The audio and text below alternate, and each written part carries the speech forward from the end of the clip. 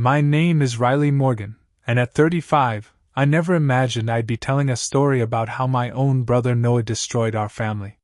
He stole our sister Emma's fiancée Olivia, shattering what we thought was an unbreakable bond between siblings.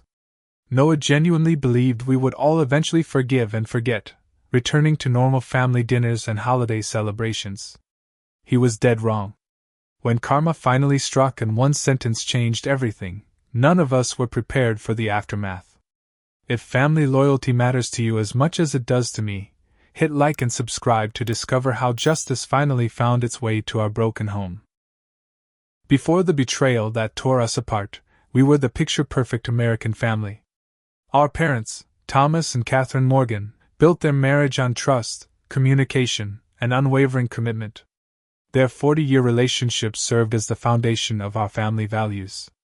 Dad worked as an architect while Mom taught elementary school, and together they created a stable, loving home for my siblings and me. Sunday dinners were sacred in our household. No matter how busy our lives became, we gathered around Mom's maple dining table every week.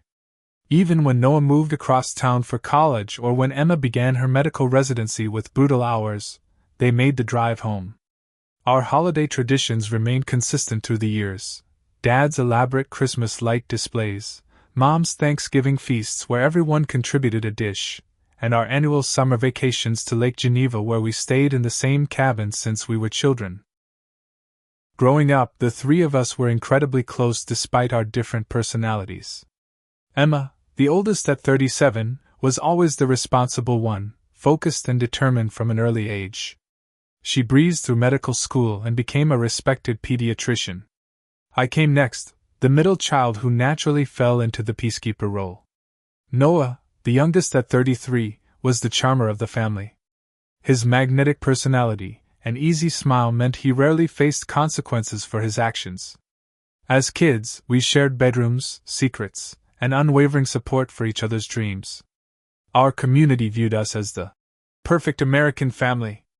Neighbors commented on how well we got along. Friends envied our close bonds. Even our extended family admired how Thomas and Catherine raised three successful, seemingly well-adjusted adults who genuinely enjoyed each other's company. Little did we know how quickly that perception would shatter. Emma met Olivia Parker 3 years ago at Memorial Hospital where they both worked. Emma was already established in her pediatrics practice, while Olivia had recently joined as a pediatric nurse. Their connection was immediate and powerful. Emma described it as, "Finally finding someone who understands both my passion for medicine and my need for balance." Within months, Olivia began joining our Sunday dinners. Their relationship developed naturally and deeply. Olivia fit seamlessly into our family dynamics, laughing at Dad's terrible jokes and helping Mom in the kitchen without being asked. She remembered everyone's birthdays and preferences. When Emma worked late shifts, Olivia would still attend family events, explaining that she already felt like a Morgan. After 2 years together, Emma confided in me that she planned to propose. The proposal happened at our family lake house during our annual summer gathering. All of us helped with the preparations. Dad strung fairy lights around the dock, Mom prepared Olivia's favorite meal, I handled the photography, and Noah surprisingly volunteered to create a romantic pathway of rose petals leading to the water. When Emma dropped to one knee at sunset, Olivia's joyful tears reflected the pink and orange sky. She said yes without hesitation. The engagement celebration lasted well into the night, with champagne flowing and future plans discussed enthusiastically. Wedding planning commenced immediately. Emma and Olivia set a date for the following June, giving them 10 months to prepare. Every Sunday dinner included updates on venues, flowers, dresses, and guest lists. Our extended family expressed their excitement, particularly our grandparents who adored Olivia and were thrilled to welcome her officially into the family. Noah, meanwhile, played a complex role in our family dynamic. While undeniably charismatic and lovable, his selfish tendencies were overlooked or excused. Since childhood, he competed with Emma for attention and achievements, though he often fell short of her academic and professional success. When Emma announced her medical school acceptance, Noah suddenly changed his college major. When she bought her first home, he impulsively put an offer on a condo he couldn't afford. While Emma built her medical career through years of disciplined study and hard work, Noah bounced between startup ventures that showed initial promise but inevitably collapsed due to his lack of follow-through. His current project, a fitness app development company, was already showing signs of financial strain. The contrast between Emma's stability and Noah's volatility became more pronounced as we entered our 30s. Noah's romantic history revealed a pattern of commitment issues. He dated attractive, accomplished women, but relationships rarely lasted beyond 6 months. He would become intensely involved, then suddenly pull away when things became serious. Family dinners occasionally included a new girlfriend, but we learned not to get attached to these fleeting figures in his life. When Emma and Olivia announced their engagement, Noah volunteered to help with wedding planning with unexpected enthusiasm. He offered to coordinate with vendors, research venues, and create digital invitations using his entrepreneurial connections. Emma gratefully accepted, believing this represented personal growth and maturity from her little brother. Looking back, we missed numerous red flags. At Sunday dinners, I occasionally noticed lingering glances between Noah and Olivia when they thought no one was watching. Noah frequently offered to drive Olivia to vendor meetings when Emma was caught at the hospital with patient emergencies. Emma once mentioned casually that Noah and Olivia texted frequently about wedding details, sometimes late into the night. We attributed Olivia's gradually changing behavior around Emma to wedding stress. No one questioned why Noah, who could barely organize his own apartment, suddenly became obsessively invested in flower arrangements and reception seating charts. As the middle child, I occupied a unique position in our family system. I had always been the confidant for both Emma and Noah, the neutral territory where they could express frustrations or share secrets without judgment. I prided myself on maintaining these balanced relationships, which perhaps explained why I first sensed something amiss between Noah and Olivia. 3 months before the wedding, I noticed Noah's expression soften in a particular way when Olivia entered the room. I observed how they seemed to communicate without words during family gatherings. Once, I entered the kitchen to find them standing unusually close, jumping apart when I appeared. I dismissed these observations as my imagination working overtime, a decision I would later regret deeply. My internal struggle about whether to voice my concerns to Emma kept me awake many nights, but ultimately, I remained silent. The peacekeeper in me couldn't bear the thought of creating conflict based on mere suspicion. The engagement celebration party took place in our parents' backyard 6 months before the planned wedding date. Mom and Dad had spared no expense, transforming their modest garden into an elegant venue with white canopies, string lights, and arrangements of Emma's favorite sunflowers alongside Olivia's preferred lilies. The guest list included 50 close friends and family members, everyone who would eventually attend the more intimate wedding ceremony. My best friend Abigail Wilson helped me arrange champagne flutes on linen-covered tables while my parents greeted arriving guests. Emma wore a simple blue dress that highlighted her eyes, her happiness radiating as she introduced Olivia to distant relatives and colleagues. Olivia, usually confident and outgoing, seemed unusually quiet that evening, offering polite smiles that didn't reach her eyes. I attributed her behavior to feeling overwhelmed by the attention. Noah arrived late, already appearing slightly intoxicated. He made his way through the gathering, accepting congratulatory comments about his app development company despite its recent setbacks. Throughout the evening, he consumed several glasses of whiskey and made increasingly strange comments about the unpredictability of love, and how sometimes the heart wants what logic forbids. I noticed these odd statements but was too busy ensuring everyone had drinks and appetizers to fully process their implications. The evening progressed smoothly until Emma realized Olivia had been absent for nearly 30 minutes. Concerned, she asked if anyone had seen her fiancé. When no one had, Emma decided to search for her. I offered to help, but Emma insisted she could manage alone. The guests continued mingling, unaware of the unfolding situation. 15 minutes later, the party atmosphere shattered. Emma had checked the house first, then expanded her search to the garden shed where we stored additional party supplies. what she discovered there would permanently alter our family's foundation. Through the shed's window, Emma saw Noah and Olivia in an intimate embrace, kissing passionately in the dim interior. Emma described the moment to me later. Time seemed to freeze as she processed the impossible scene before her. She stood motionless, her hand still on the door handle, as Olivia's eyes met hers over Noah's shoulder. Olivia's expression transformed from passion to horror in an instant, her face draining of color.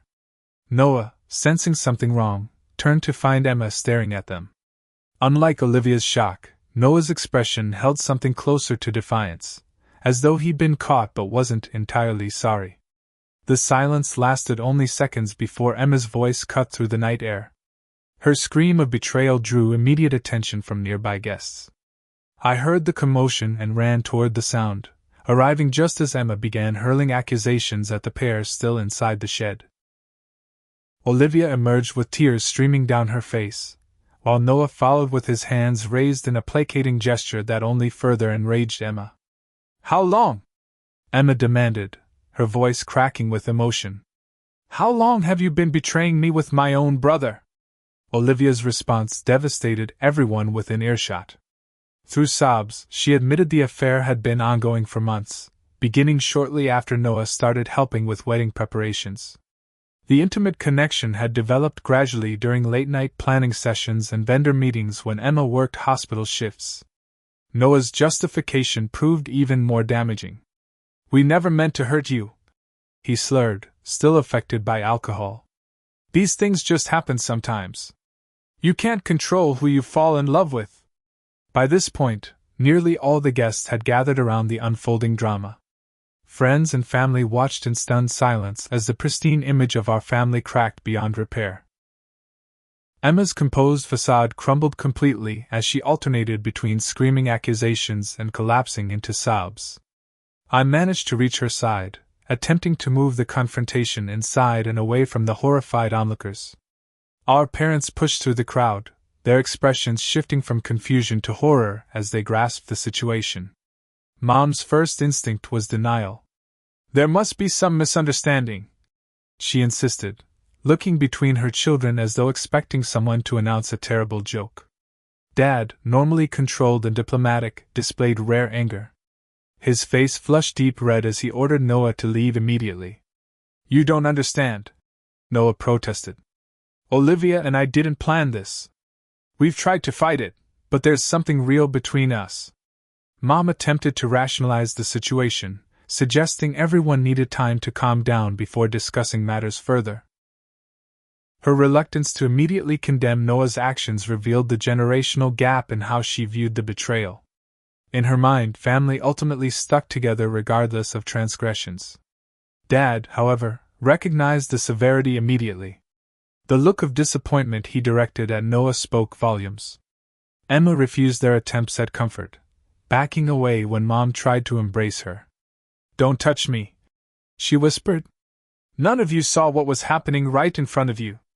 I can't be here anymore." She grabbed her purse and car keys, ignoring our pleas to let someone drive her home given her emotional state. As Emma's car disappeared down the driveway, the remaining guests awkwardly began gathering their belongings. Hushed whispers and shocked expressions filled the yard as people made excuses to leave. Our perfect family image had been publicly shattered beyond repair. Dad instructed Noah and Olivia to leave separately, his voice leaving no room for argument. Mom stood frozen, tears streaming silently down her face as she watched her children's relationships disintegrate before her eyes. She seemed torn between going after Emma and staying to understand Noah's betrayal. I remained at my parents' house that night, calling Emma repeatedly with no answer. I sent text messages assuring her of my support, while struggling with my own shock and anger toward Noah. Around 3 a.m., she finally responded with a brief message. "I can't talk now. Don't worry about me. I'm staying at the hospital on-call room tonight." The aftermath over the following week brought only deeper fractures. Emma arranged for a colleague to cover her shifts and took emergency leave from the hospital. She refused to return to the apartment she sometimes shared with Olivia, instead staying with a medical school friend across town. She ignored calls from our parents, and responded to my messages with increasingly brief texts. Noah made several attempts to justify his actions to the family. He showed up at our parents' house unannounced, claiming he hadn't intended to hurt Emma but couldn't deny his feelings for Olivia. When Mom asked why he hadn't discussed these feelings before the relationship became physical, he had no adequate response. Dad refused to engage in conversation with him, leaving the room whenever Noah entered. Our parents initially tried to avoid taking sides, a stance that only further alienated Emma. Mom suggested family counseling, which Emma flatly rejected. "There's nothing to counsel," she told me during one of our brief phone conversations. "He stole my fiancée. She betrayed me with my brother. There's no coming back from that." The family text group that had buzzed daily with updates and inside jokes fell completely silent. Sunday dinner was cancelled indefinitely. The wedding vendors had to be contacted and deposits forfeited. Friends awkwardly inquired about what happened, forcing us to relive the humiliation repeatedly. The perfect Morgan family had imploded spectacularly, leaving only shattered pieces in its wake. Just 2 weeks after the disastrous engagement party, Noah and Olivia made their relationship official on social media. The post featured them smiling in a park, Noah's arm wrapped possessively around Olivia's shoulders. His caption read, "Sometimes life takes unexpected turns that lead you exactly where you're meant to be. Excited for this journey with @Olivia Parker." The comments section quickly filled with confused responses from mutual friends and cold congratulations from those who hadn't witnessed the engagement party implosion. Noah's insistence that their relationship was meant to be became his standard justification. During a tense phone call with me, he explained, "You can't help who you fall in love with, Riley. I know the timing and circumstances are terrible, but Olivia and I have something special. Emma will eventually understand that some things are just destiny." This delusional perspective extended to their expectations about family inclusion. 3 weeks after going public, Noah texted our parents asking if he could bring Olivia to Sunday dinner. "We need to start rebuilding," he wrote, apparently oblivious to the irony of suggesting he rebuild while continuing the very relationship that caused the destruction. Dad didn't respond, but Mom replied that the family needed more time. Olivia reached out to me directly, requesting we meet for coffee. Against my better judgment, I agreed, primarily to understand her perspective. At a cafe across town, she tearfully explained how she developed feelings for Noah while spending time together planning the wedding. "I never meant for any of this to happen," she insisted. "I loved Emma, I truly did. But with Noah, it's different. It's more intense, more real somehow." When I asked why she hadn't broken things off with Emma before starting a relationship with Noah, she had no satisfactory answer. Their mutual inability to grasp the magnitude of their betrayal became increasingly apparent. Meanwhile, Emma's spiral continued. She took a month-long leave from her pediatric practice, citing personal emergency. When she finally returned to work, colleagues noted her mechanical interactions with patients, lacking her usual warmth and engagement. She moved into a sterile studio apartment across town, leaving most of her possessions behind rather than coordinate retrieval with Olivia. Emma refused to attend any gathering where Noah might be present, including our grandfather's 80th birthday celebration. This created impossible logistics for our parents, who eventually held separate events to accommodate both children. Emma lost significant weight, her normally vibrant appearance becoming gaunt and pallid. She developed insomnia, often texting me at 3 a.m. about inconsequential topics rather than addressing her pain directly. I became her only connection to the family. During our infrequent coffee meetings, she confided that she experienced nightmares about betrayal and couldn't trust her own judgment anymore. "If I was so wrong about Olivia and Noah, who else am I wrong about?" she asked, her clinical detachment more concerning than tears would have been. Her ability to form new relationships seemed permanently damaged, as she rejected colleagues' attempts to set her up on dates and avoided social gatherings entirely. The family divide extended beyond our immediate circle. Aunt Patricia and Uncle Gerald openly criticized Noah, refusing to attend gatherings where he and Olivia were present.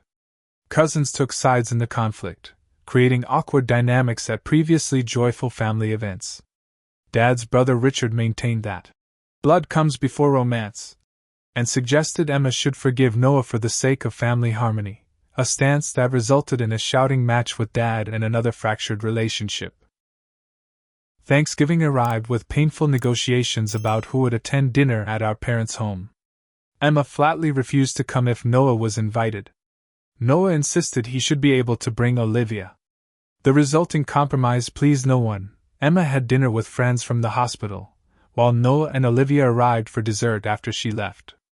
The empty chairs at the table symbolized our fractured family, and Mom cried while serving pumpkin pie. The betrayal took a visible toll on our parents.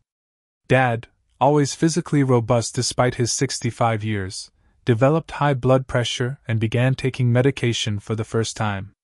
Mom's hair seemed to gray overnight, and her characteristic optimism faded into resigned sadness. Their home, once filled with laughter and conversation, became unnaturally quiet. Their 40th anniversary passed with subdued celebration, the joy of the milestone overshadowed by their children's estrangement. As months passed, Noah's sense of entitlement grew rather than diminished. He began pressuring our parents to get over it and restore family harmony. "It's been 4 months," he complained during a rare phone call with me. "Emma needs to move on. She can't hold on to this grudge forever." His manipulation extended to our mother, who had always harbored dreams of grandchildren. "Olivia and I are thinking about starting a family soon," he mentioned casually during a lunch with Mom.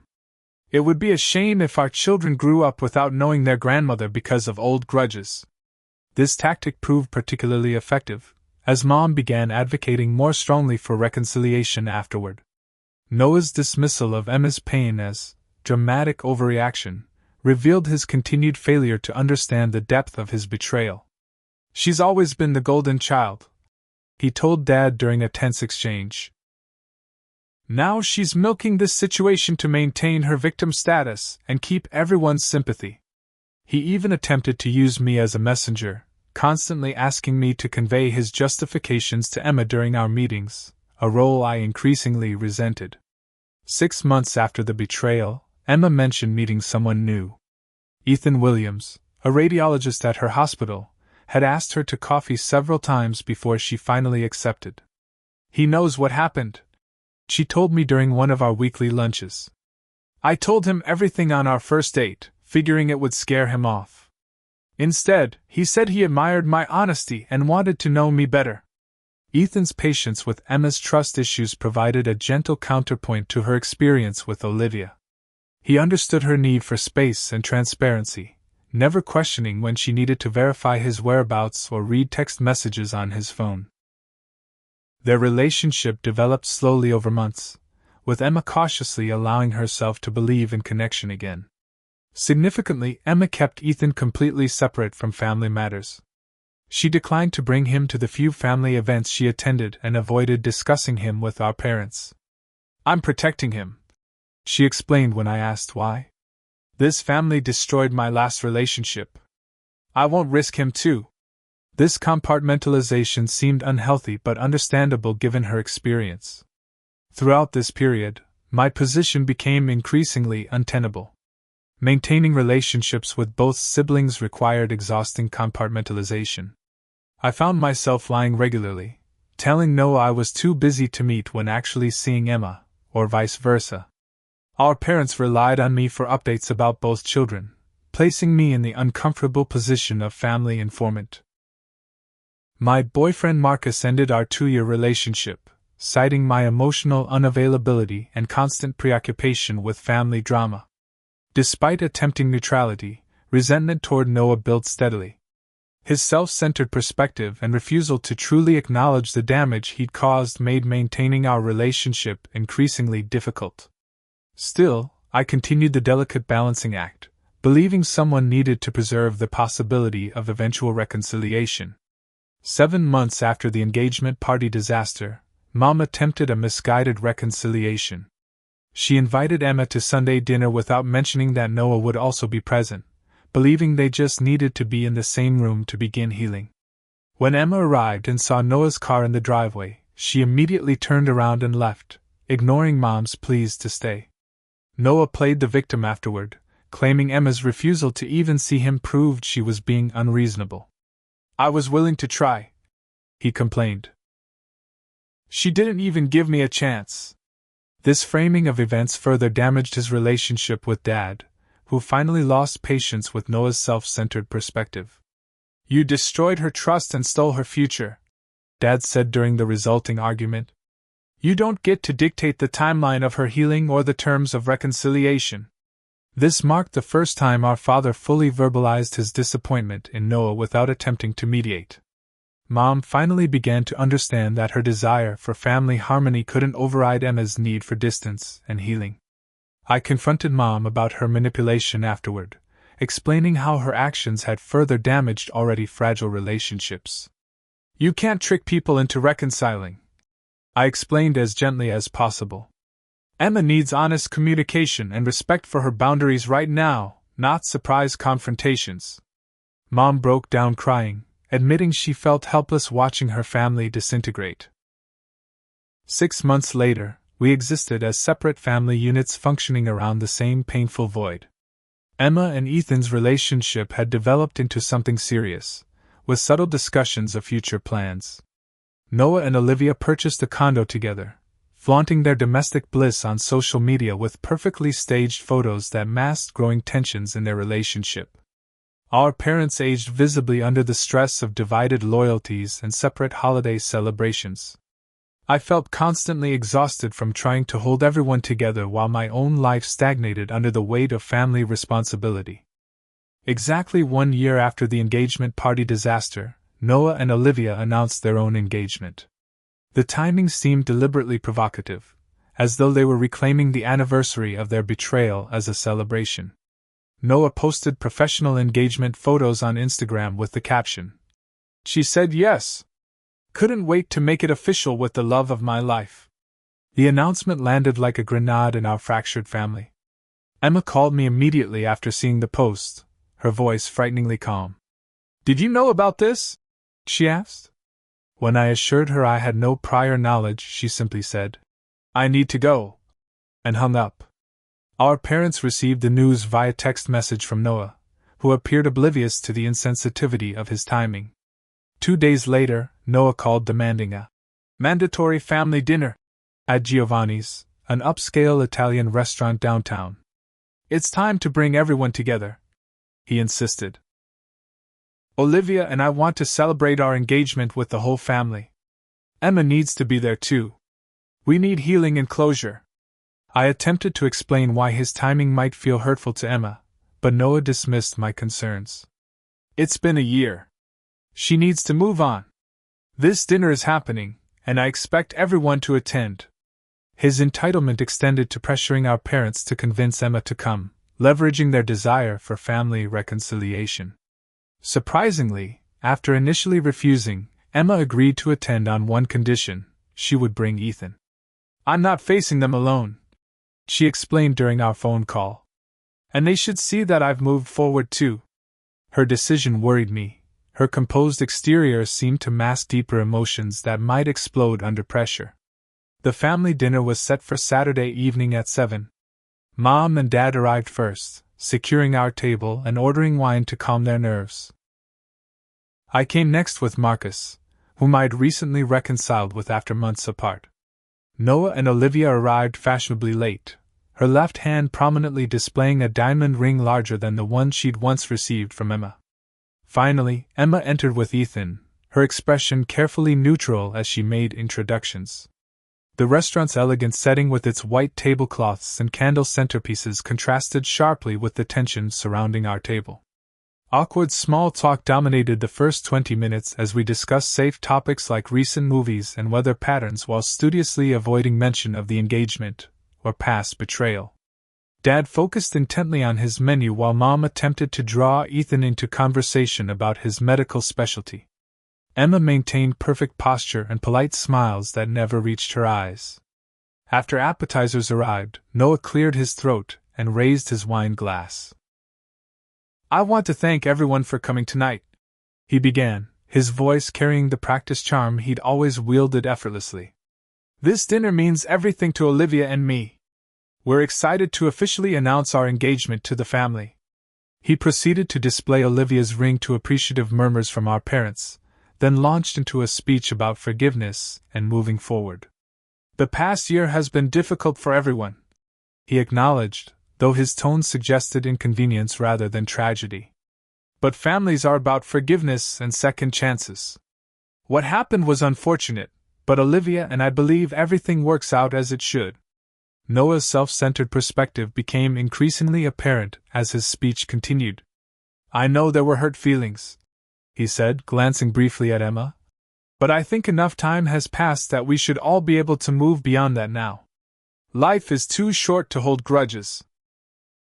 The most shocking moment came when Noah announced, "We want Emma to attend our wedding.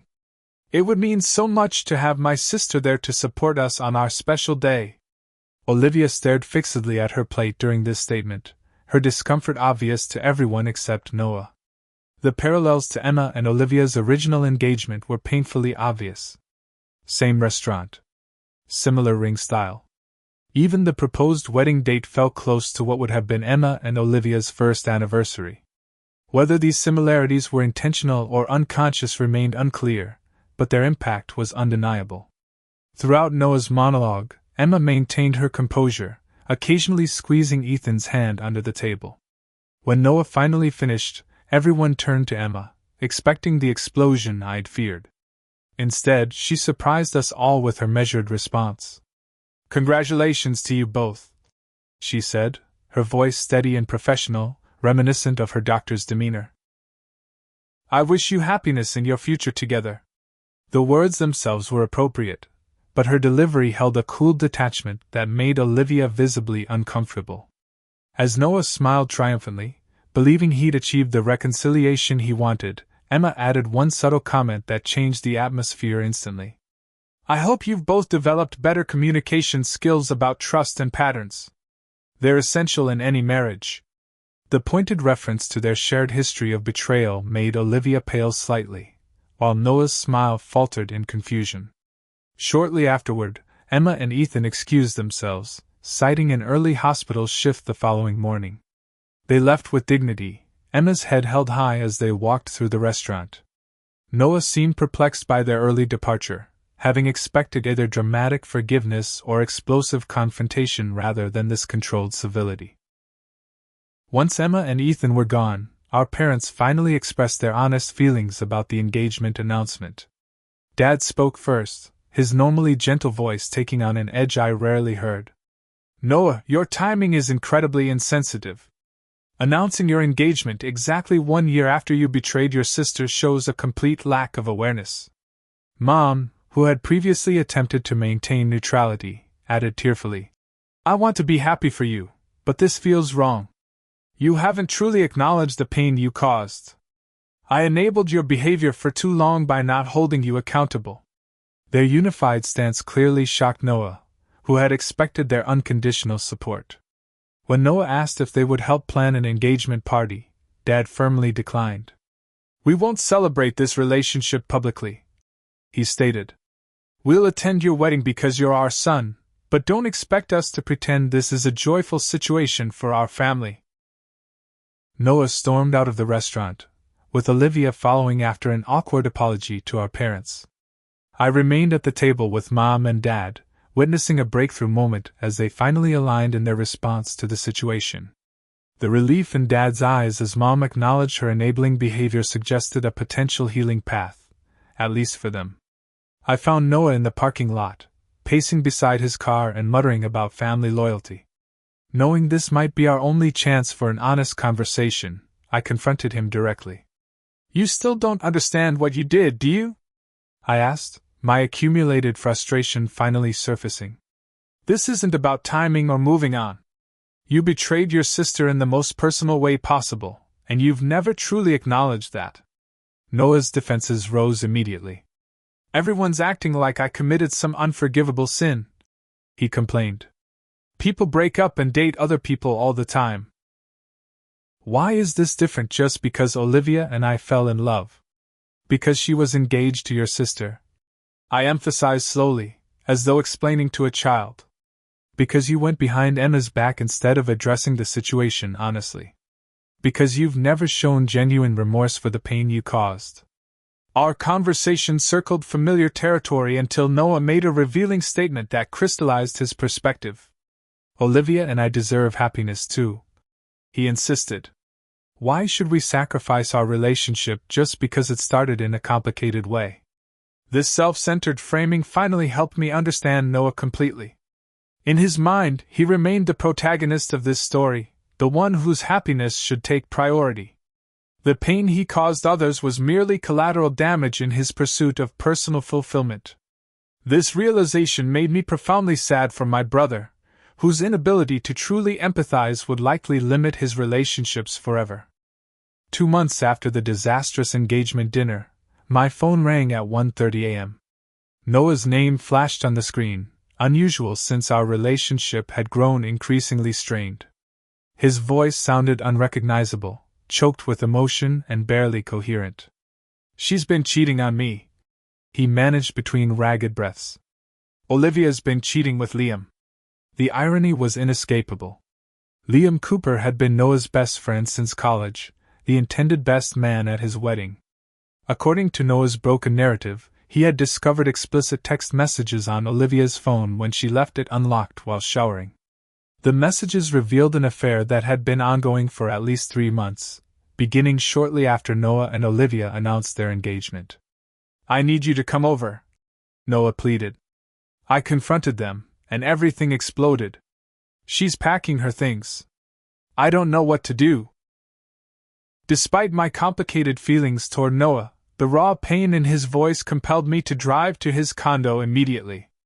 I arrived to find Noah sitting on his living room floor, surrounded by framed photos of himself and Olivia with the glass shattered. His normally perfectly styled hair stood in disarray, his eyes red-rimmed from crying. Empty whiskey bottles suggested he'd been drinking heavily. Olivia was nowhere in sight, having apparently already left with her essential belongings. I went home early from my business trip, Noah explained, his words slightly slurred. Wanted to surprise her. Instead, I found them together in our bed. The scene he described mirrored almost exactly what Emma had experienced at the engagement party, down to the shocked expressions and stammered excuses. The parallel extended to the justifications Olivia and Liam offered. They said it just happened, Noah recounted bitterly. That they never meant to hurt me. That they tried to fight their feelings but couldn't. Sound familiar? His laugh held no humor, only the hollow recognition of cosmic justice. Noah described confronting them in the apartment he shared with Olivia, his rage giving way to disbelief as they admitted the affair had been going on for months. Liam said they connected when he was helping plan our engagement party. Noah said, the irony apparently lost on him. They'd been sneaking around behind my back this whole time, while I trusted both of them completely. The engagement had been dramatically terminated, with Olivia throwing the ring at Noah before storming out with a hastily packed suitcase. Liam had attempted to explain himself but quickly retreated when Noah threatened physical violence. In the span of 30 minutes, Noah had lost his fiancée and best friend in circumstances that painfully mirrored what he had inflicted on Emma. As the night progressed into early morning, Noah cycled through emotions: rage, confusion, heartbreak, and finally, exhaustion. Around 2 a.m., he collapsed on my shoulder, sobbing openly in a way I hadn't seen since we were children. I don't understand how they could do this to me, he repeated. How could she betray me like this? The irony of his words hung heavy in the air between us. For hours I'd balanced being supportive while gently pointing out the parallel to his own actions. Initially, Noah rejected the comparison entirely. It's completely different, he insisted. Olivia and I were in love. This was just sex and betrayal.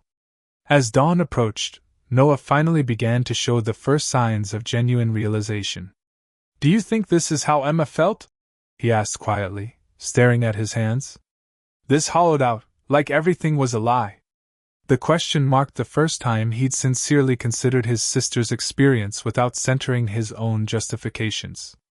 Probably worse, I answered honestly. She lost her fiancé and her brother in one moment. At least Liam was just your friend, not family. Noah flinched at this assessment but didn't argue. The conversation shifted as Noah began asking questions about Emma's experience that revealed emerging empathy. How did she get through those first weeks? He asked. I can't imagine functioning with this pain. When I described Emma's leave of absence from work, her insomnia, and her trust issues, Noah listened with growing horror. I did that to her, he whispered eventually. I caused that pain, and then I expected her to just get over it. This moment of clarity, though born from his own suffering, represented the first genuine acknowledgement of his responsibility that I'd heard in over a year. Noah spent that night on my couch, too emotionally exhausted to return to his condo where reminders of Olivia surrounded him. For the first time since the betrayal, he fell asleep without alcohol, the emotional catharsis finally allowing natural exhaustion to take over. The following morning brought Noah's first serious attempt at understanding what he'd done to Emma. Over coffee, he asked difficult questions about the aftermath of his betrayal, truly listening to my answers without defensive interruptions. I've been so wrapped up in justifying my actions that I never really saw what I did, he admitted. Now I understand why everyone kept saying I didn't get it. Noah's newfound perspective led to his first attempt to apologize to Emma. Without consulting me, he drove to her apartment that afternoon and knocked on her door. Emma, seeing him through the peephole, refused to open it. I just want 5 minutes, he called through the door. When she remained silent, he sat in the hallway writing a letter by hand, which he slipped under her door before leaving. I learned about this encounter from Emma, who called me immediately afterward. Noah showed up at my door, she said, her voice tense. Did you tell him where I live? When I assured her I hadn't shared her address, she explained that Noah must have gotten it from our parents. He left a letter. I read it, but I'm not ready to talk to him. Noah respected this boundary, making no further attempts to contact Emma directly. Instead, he focused on processing his own experience with betrayal, attending therapy sessions twice weekly and journaling extensively about his feelings and realizations. The therapist says I need to work on myself before I can expect anyone else to trust me again, he told me during one of our increasingly frequent conversations. Our family responded to Noah's karma situation with mixed reactions. Mom expressed sadness that another relationship had ended painfully, while Dad acknowledged the poetic justice without taking pleasure in Noah's pain. Maybe now he'll understand what he put Emma through, Dad commented privately to me. Sometimes we have to experience consequences to truly learn. Extended family and friends were less diplomatic. Aunt Patricia remarked that, what goes around comes around, while several cousins openly expressed satisfaction at Noah's comeuppance. These reactions hurt Noah but also helped him understand the social consequences of his actions beyond our immediate family. Emma's private reaction, shared only with me during one of our weekly lunches, revealed her complex emotions about the situation. I don't feel happy about his pain, she said carefully. But I can't deny feeling validated. For a year, he's acted like what he did wasn't that serious. Now he knows exactly how it feels. She had no interest in reaching out to Noah but acknowledged that his suffering might eventually lead to genuine understanding. My friend Abigail pointed out the perfect poetic justice of the situation. It's like the universe delivered exactly what he needed to learn, she observed during our coffee date. Nothing else was getting through to him. Maybe this had to happen for any healing to be possible. I struggled with my own conflicted feelings about Noah's situation. While part of me felt vindicated seeing him finally understand the pain he'd caused, another part felt guilty for experiencing satisfaction in my brother's suffering. My therapist helped me recognize that these complicated emotions were natural in such an unusual circumstance. You can support him through his pain while still acknowledging that this experience might be necessary for his growth, she advised. Throughout this period, Noah continued therapy and began making significant changes in his life. He sold the condo he'd shared with Olivia, taking a financial loss to escape the painful memories it contained. He recommitted to his neglected fitness app business, approaching it with new discipline and focus. Most significantly, he stopped drinking entirely, recognizing how alcohol had fueled his worst decisions and enabled his self-deception. 3 months after Noah's breakup with Olivia, subtle but significant changes had occurred in our family dynamic. Noah's continuing personal growth became evident in his interactions with everyone. His therapy sessions had shifted from crisis management to deeper work on his narcissistic tendencies and empathy development. During our weekly coffee meetings, he spoke less about his own pain and asked more questions about others' experiences. Emma and Ethan's relationship continued strengthening during this period. Though she rarely discussed Noah directly, Emma occasionally asked about his well-being during our conversations. This slight softening represented significant progress from her previous refusal to hear his name mentioned. Ethan's steady presence provided the security she needed to consider family reconnection without fear of further betrayal. Our parents attempted to rebuild family connections with new awareness of healthy boundaries. They stopped pressuring Emma to reconcile before she was ready and held Noah accountable for his behavior rather than making excuses for him. Their own relationship improved as they aligned their approach to the situation, presenting a united front rather than divided loyalties. The most significant development came when Emma agreed to a family gathering that would include Noah. "I think I'm ready to be in the same room with him," she told me during one of our lunches. "Not for his sake, but for mine. Avoiding him forever gives him too much power over my life." This decision reflected her growing confidence and healing rather than forgiveness or reconciliation. We arranged the reunion dinner at my apartment as neutral territory. I spent the day preparing comfort foods that held positive family memories: Mom's lasagna recipe, Dad's garlic bread, and Emma's favorite chocolate mousse dessert. The neutral setting removed pressure from both Emma and Noah while allowing our parents to focus on supporting their children rather than hosting. Everyone arrived with visible nervous energy. Mom fidgeted with her jewelry while Dad checked his watch repeatedly. Emma and Ethan arrived exactly on time, her grip on his hand revealing anxiety despite her composed expression. Noah arrived last, alone and visibly anxious, carrying a small gift bag that he placed carefully on the side table. The initial 20 minutes featured stilted conversation about safe topics. Dad discussed an upcoming retirement project. Mom asked Ethan about his medical specialty. I provided frequent refreshments and topic changes when silence grew uncomfortable. Noah remained unusually quiet, speaking only when directly addressed. After dinner, as we moved to the living room with coffee, Noah cleared his throat. "I have something I'd like to say, if that's okay." When no one objected, he pulled a folded paper from his pocket. I wrote this down because I want to get it right. Noah's genuine apology surprised everyone with its depth and specificity. "Emma, I betrayed you in the worst possible way," he began, his voice steady despite his obvious emotion. "I pursued a relationship with Olivia behind your back, violating your trust and our sibling bond. I chose my desires over your happiness, and then compounded that betrayal by expecting everyone to accept it without consequences." He continued with remarkable self-awareness. "For over a year, I justified my actions instead of truly acknowledging the pain I caused. I expected forgiveness I hadn't earned and resented everyone for not giving me what I wanted.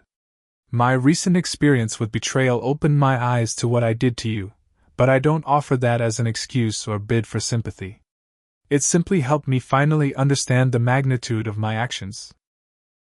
The most powerful moment came when Noah explicitly stated, "I don't expect forgiveness.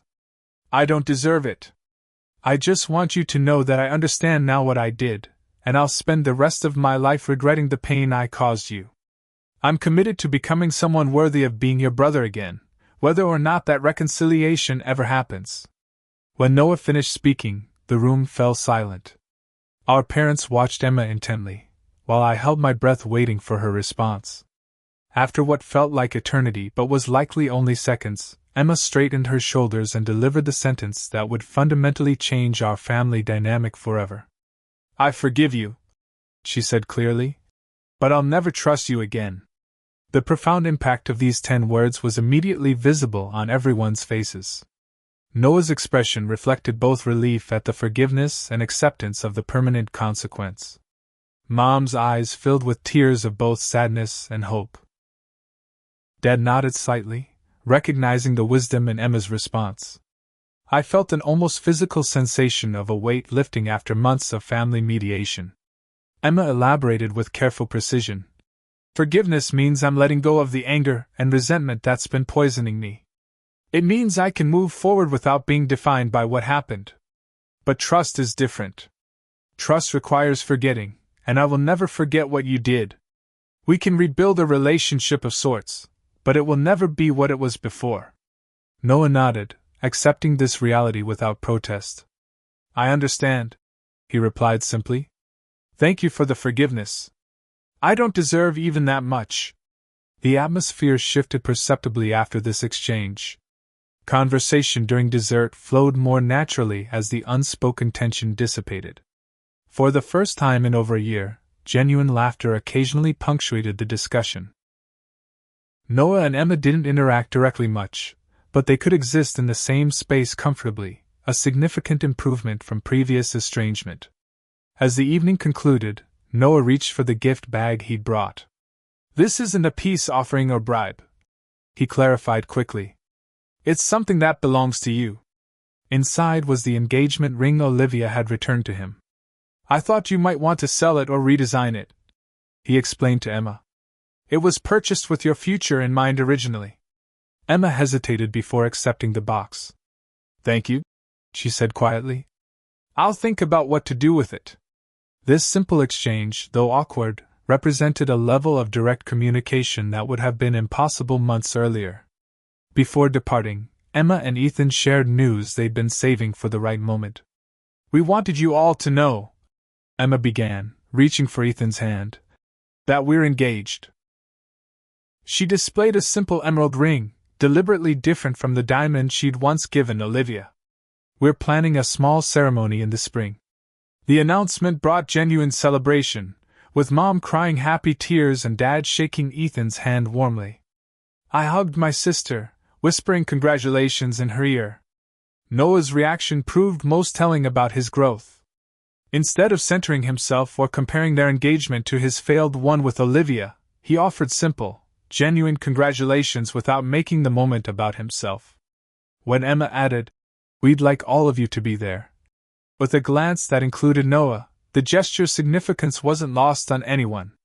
Noah accepted the invitation with quiet gratitude, promising to support their day however they wished. The invitation wasn't full reconciliation, but it acknowledged the possibility of a new family configuration that included everyone, albeit with different boundaries and expectations. As everyone prepared to leave, family photos were taken for the first time since the betrayal. The images captured our new reality, standing slightly further apart than before, with new additions and visible emotional scars, but together in the same frame once again. The pictures wouldn't grace social media or holiday cards, but they documented an important transition point in our family history. 1 year later, we gathered at River Bend Gardens for Emma and Ethan's wedding day. The venue, with its flowing water features and abundant greenery, created a serene atmosphere perfectly suited to the occasion. In a bittersweet coincidence, it was the same location once reserved for Emma and Olivia's ceremony, though Emma had redesigned everything to create a completely different aesthetic. The guest list remained intimate at 60 people, mostly colleagues from the hospital and close friends. Our extended family attended in full force, supporting Emma with enthusiastic presence after her difficult journey. Noah came alone, choosing a seat toward the back during the ceremony and maintaining a respectful distance during the reception. His presence was acknowledged but not centered, exactly as it should have been. Our parents radiated joy throughout the day, their relief at having both children present evident in their relaxed postures and genuine smiles. Dad walked Emma down the aisle with tears streaming openly down his face, while Mom watched from the front row, clutching a handkerchief and beaming with pride. Their relationship had strengthened through the family crisis, their united approach to healing replacing previous divided loyalties.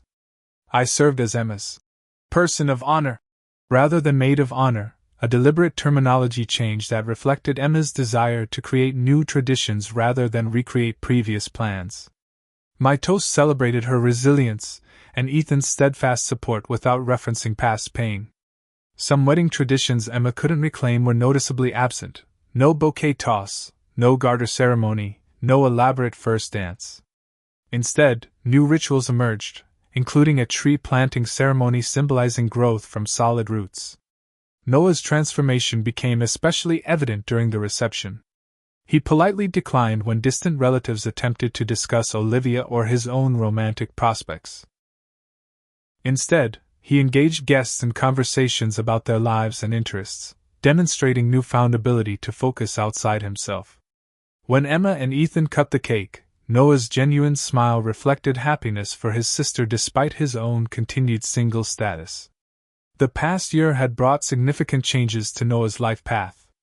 After selling his struggling fitness app company, he surprised everyone by accepting a position with a nonprofit organization that provided support services to trauma survivors. His experiences had awakened genuine empathy and desire to help others navigate painful life transitions. His therapy continued weekly, focused now on maintaining growth rather than crisis management. Noah maintained appropriate boundaries with Ethan throughout the celebration, offering congratulations without forced familiarity. When Emma and Ethan shared their first dance, Noah watched from a distance, his expression reflecting complicated emotions. Happiness for his sister alongside acknowledgement of his role in her painful journey. This balance between presence and restraint demonstrated his acceptance of the natural consequences of his actions. The lasting impacts on our family dynamics remained visible beneath the celebration. Holiday traditions had been permanently modified to accommodate new boundaries. Thanksgiving now featured an extended afternoon gathering rather than a formal dinner, allowing everyone comfortable entry and exit points. Christmas morning occurred at my apartment as neutral territory, with gift exchanges designed to minimize potential tension. Emma and Noah's relationship had stabilized into something permanently altered but functional. They interacted primarily in group settings, their direct communication limited to necessary logistics and polite inquiries about each other's well-being. The easy closeness and inside jokes of their childhood remained conspicuously absent, replaced by careful civility that everyone recognized as the best possible outcome. Our parents had finally achieved more balanced treatment of their children. Dad no longer excused Noah's self-centered behavior, while Mom stopped expecting Emma to sacrifice her boundaries for family harmony. They celebrated achievements without comparison and addressed problems without taking sides. This healthier approach benefited everyone, creating space for authentic relationships rather than prescribed roles. My position as family mediator gradually dissolved as each person took responsibility for their own boundaries and communication. Released from this exhausting role, I rekindled neglected friendships and focused on my own career advancement. Marcus and I had ended our relationship permanently, but the experience taught me valuable lessons about balancing family obligations with personal needs. During a quiet moment at the wedding reception, I found myself reflecting on forgiveness versus trust, the distinction Emma had so clearly articulated. Forgiveness had provided necessary release from the poison of resentment, allowing everyone to move forward rather than remain trapped in anger. But Emma's wisdom in separating forgiveness from trust prevented the false expectation that relationships could simply reset to their previous state. I realized that forgiveness without trust restoration acknowledged an important truth: some actions permanently alter relationship landscapes. Moving forward doesn't mean going back. It means creating something new that accommodates the reality of what happened. This understanding isn't pessimistic but realistic, honoring both the possibility of healing and the permanence of consequences. Emma's pivotal sentence had provided closure while acknowledging reality. It freed her from carrying the burden of anger while maintaining necessary boundaries. It offered Noah accountability without permanent rejection. It guided our parents in supporting both children appropriately. The ripple effects through our entire family system transformed how we understood forgiveness and reconciliation. 6 months after the wedding, we gathered for Christmas at our parents' home. Emma announced her pregnancy during dessert, the news bringing joyful tears from Mom and Dad. Noah's appropriate joy as a future uncle demonstrated his continued growth. His questions focused on Emma's health and needs rather than his own role in the child's life. As we sat around the Christmas tree that evening, the scars of our family's breakdown remained visible in subtle ways. Careful conversation topics, occasional awkward silences, the conspicuous absence of certain shared memories from discussion. Yet alongside these scars existed genuine moments of connection and laughter, imperfect but authentic relationships built on honest communication rather than obligatory closeness. Looking around at my family that night, I understood that we had not returned to what we were before the betrayal. That family was gone forever. Instead, we had created something new, a family defined not by perfect harmony but by resilience, not by pretending pain never happened but by acknowledging it and growing through it. The broken pieces had formed a mosaic with visible cracks but structural integrity. The greatest lesson I learned through our family's journey came from understanding that forgiveness doesn't erase consequences. True healing requires accepting permanent change while choosing to move forward anyway. Noah would never regain Emma's complete trust, but they could build a different relationship with clear boundaries and expectations. Our family would never recapture the easy closeness of before, but we could create new connections based on honesty rather than idealized images. In the end, betrayal changed us individually and collectively, but it didn't define us. The strength we found wasn't in pretending the breakdown never occurred but in surviving it together, creating something authentic from the broken pieces. Like a bone that heals stronger at the break point, our family emerged with greater wisdom about the true meaning of forgiveness, trust, and the courage to rebuild after devastating loss. What family betrayal have you experienced or witnessed? How did it change your understanding of forgiveness versus trust? Share your thoughts in the comments below, and remember to like and subscribe if this story resonated with you. Thank you for joining me on this journey through family pain, healing, and transformation. May your own family find the courage to face difficult truths with honesty and hope.